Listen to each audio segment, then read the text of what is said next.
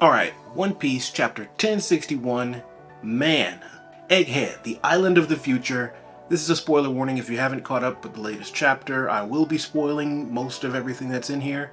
So if you haven't read it, go read it and then come back and you can join the discussion. This is like the 5th chapter in a row where Oda just goes above and beyond to gift us with things that the fans want to see. Like, gotta be one of the best times to be a One Piece fan right now. We're living in the golden age of One Piece right now. And this chapter is no different.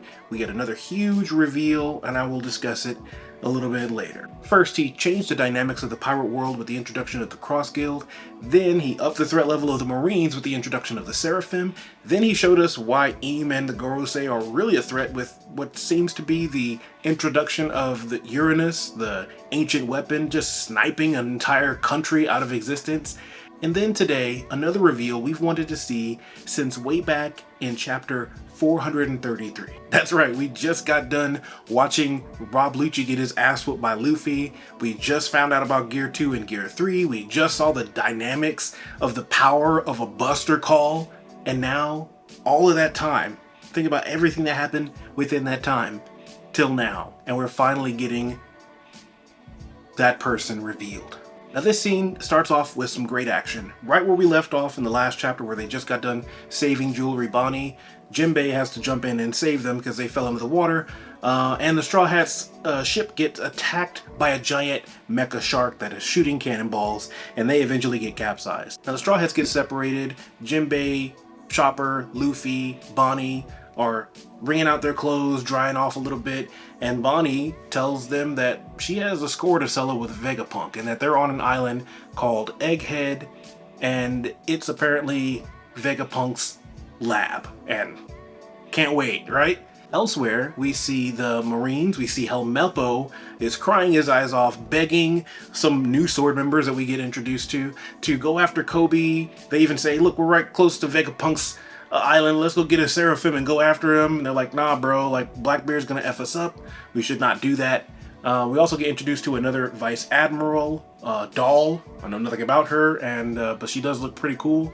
And we get introduced to another character, a member of Sword, who seems to have a little bit of seniority in the Sword. He's the one that Helmeppo's begging, Prince Gruss. Now it's not clear whether or not everybody on this island is a Sword member, or just these people are Sword members and some of them aren't, because Tashigi's there and I don't believe she's actually a member of Sword, but maybe she will be after this or shortly after this, we'll see. But for whatever reason, they don't want to go save Kobe yet because they haven't had contact with X-Drake. Like, what is he waiting on? X-Drake, where you at? You have no reason to not be there. Like, it's been 2 weeks since this last battle happened. You didn't need to recover that long. Like, come on. Go get with your people and go do what you got to do to save Kobe already, god damn it. Anyway, I like that we're getting to see Sword. I really want to see more of Sword's motives, like what they're really going after. A secret organization within the government is pretty cool, and I hope they have a really big part to play in the end of all of this by the last battle anyway. Meanwhile, our capsized Straw Hats are doing battle with this shark, and it looks like things are about to get pretty bleak when all of a sudden they are saved by a giant mecha. And at first I thought this was like an upgrade that we never saw from Frankie, because it had the skinny legs and the big arms and all that, looked just like a different form of General Frankie, but it's way bigger. Like, it holds the ship in its hands like this, and out of that giant mecha steps some woman claiming to be Vegapunk. Now, I really want to talk about this because Vegapunk is somebody that I've been interested in ever since, like I said, 433, ever since we heard about him, and we've been hearing about him time after time for hundreds of chapters now, and we finally get to see him, and it's a her, and I just think that this is a fake out. This is not the real Vegapunk. One, way too young, right? Now, this could have something to do with Jewelry Bonney. Maybe they had an altercation back some time ago and she de-aged her. But it's obvious that by the timeline, if Vegapunk was in Mads with Judge and Caesar Clown and Queen, then he would at least be about 44, 45 years old.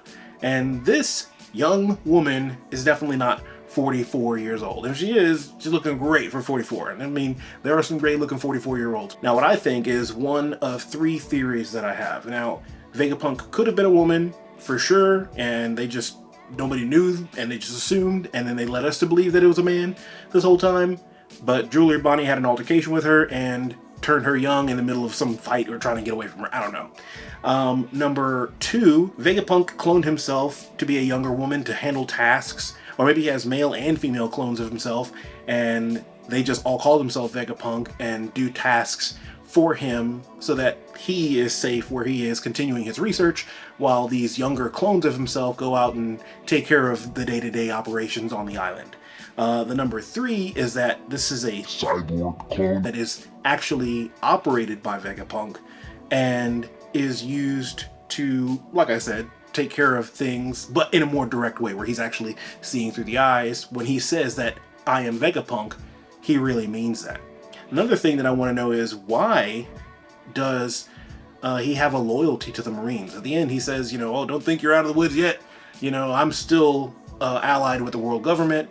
But like, why? He was arrested for conducting those experiments. So I would assume that he has at best just a vague, you know, understanding with the government that he wants to stay out of jail and that he'll help him out with some experiments as long as he's able to continue on with his experiments. But to have, like, he has these pirates and there's no Marines around, like, they don't seem to be harming anybody. I don't see why he would really want to do any harm to them. And I don't get a sense of them being in any danger right now. But we'll see. Frankie seemed to be impressed, so this technology is a little bit beyond what he was able to produce, but maybe that'll change by the end of this interaction. Another thing that this whole chapter made me think about was, what does Bonney want from him? What could she want? In the spoilers earlier this week, which I need to stop reading those spoilers, they mentioned that she is his daughter, which obviously that's not true now because he is a she.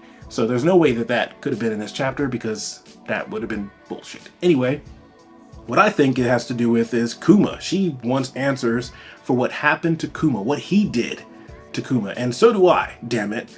That actually is more interesting than anything else that happened there. I want to find out what happened to Kuma. Why did you do that?